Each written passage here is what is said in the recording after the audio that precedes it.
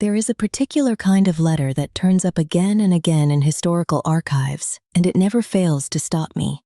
Someone, usually young, writing to a parent or a guardian, trying to explain a choice that no one around them understands. A different trade, a different marriage, or none at all. A different country. The details change with the century. The shape of the argument never does. I know what you want for me. I have to tell you what I want for myself. Every era has its version of the sensible path, and every era has people whose job it seems to be to point you toward it. Family expectation, social convention, the simple economics of survival. Historians sometimes write about this as though it were purely structural, a matter of class and circumstance.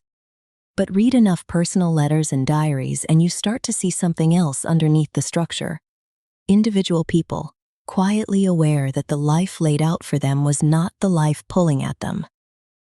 What strikes me, researching period after period, is how confident the people giving advice always sound. A guardian certain that an apprenticeship is the only sensible future. A mother certain that a particular marriage is the only safe one. Their certainty is rarely malicious. It's usually love, filtered through fear, dressed up as wisdom. And it's very often wrong.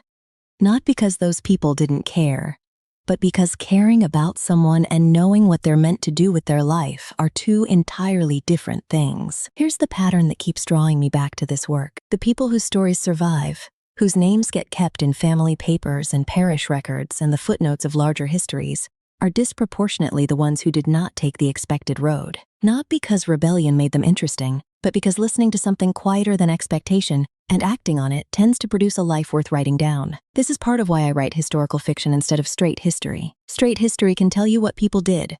It has a harder time reaching what it felt like to stand at that fork in the road, unsure with people you love telling you exactly which direction was safe. My characters live in that fork constantly, because it's one of the truest patterns I've found in the record. The people who felt most alive, then and now, were rarely the ones who simply complied. I don't think this pattern belongs only to history.